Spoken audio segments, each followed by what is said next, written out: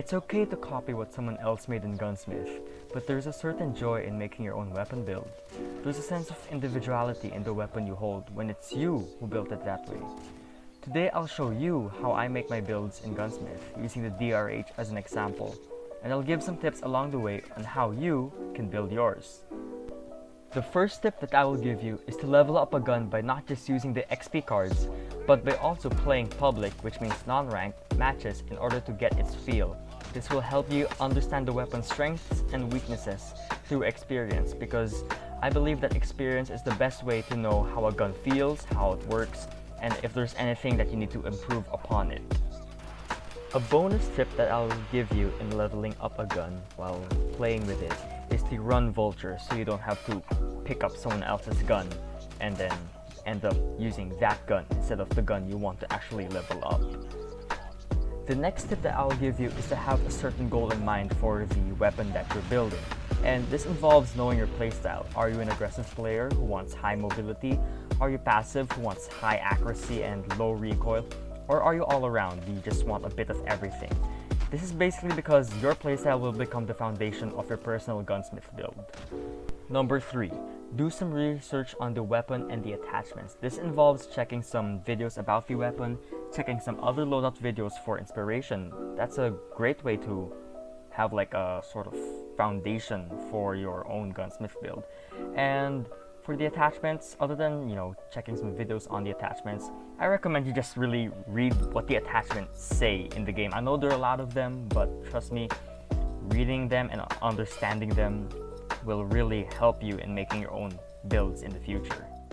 Okay, so what I know about the DRH is that it has an OTM attachment, and that basically makes it a 3-shot kill. But this 3-shot kill isn't really like that far. I believe it's like 18 or 15 meters.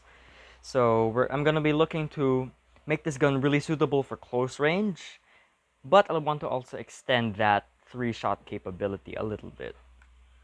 Now that you understand the weapon's strengths and weaknesses, and you already have a goal in mind and what you want to do with the weapon, it's time to make your build. It's time to go to Gunsmith and make your own personal build for the weapon.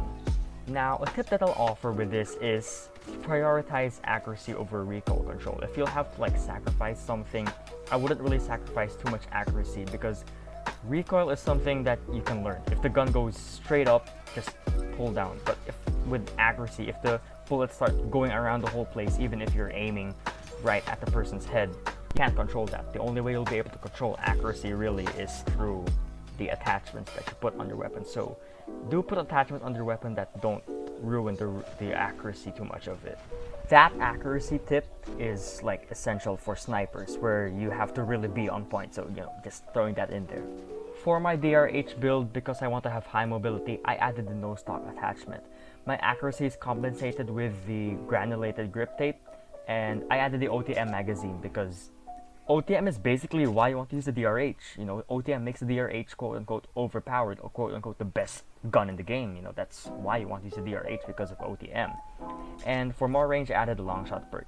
Finally, the tactical laser is there for improved ADS speed and accuracy. Now that you have your gunsmith build, it's time to test it in the practice range. Now, what I like to do here is to test its recoil, how much it kicks, test its accuracy to see if the bullets are actually going where I'm aiming at.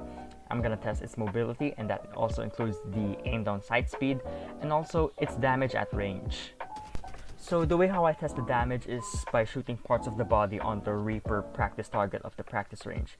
And a tip in order to get more accurate ranges, other than just shooting the 5 meters, 10 meters, and the 20 meters, 40 meters, and so on, is by marking the target with a target marker and adjusting my range by moving backwards. So let's say I shot the thing at 10 meters, so I'm quote-unquote 10 meters away from the target, although the target marker says I'm 11 meters. I can just move backwards a little bit, and then I'll be at 12 meters, then I'll be at 13 meters, then I'll be at 14 meters, something like that. That's an example. So just a nice little tip there for testing the damage of a weapon at range. Now that you've tested your weapon, you've built it, you've tested it, it's time to get into a public match and see how it feels. So as much as possible, try to look for lobbies with real people. Like, even if there's like 2 to 3 people on the enemy team that aren't bots, because bots really don't simulate how a real human works. You know, a real human doesn't like one-shot you within 5 meters, but then they can shoot you when you're like 20 meters away. That's not how a real human works. So as much as possible, try to look for lobbies with some real people. Now, for the bonus tip, and this is actually something I do because sometimes I get too lazy to test it in a public match. I actually sometimes really just test it in ranked. I just sometimes test my loadouts in ranked. Now, the reason why I test it in ranked is because you're gonna see how it actually performs. It shows the actual performance of the weapon. Because getting a 5-piece against bots who just walk in a group doesn't really show how good or bad a weapon actually is. Going against a 5-man team, well, no, not really, but going against like 5 real players will actually put your weapon to the test. And I know this is really risky, that's why I just put it as a bonus tip, but if you're the type to, you know, take some risks, or you don't really care much about your rank, you're okay with losing and having a few fails in rank, try this method out, and it will actually really give you better results on what to improve on your weapon, or if your weapon is already good enough.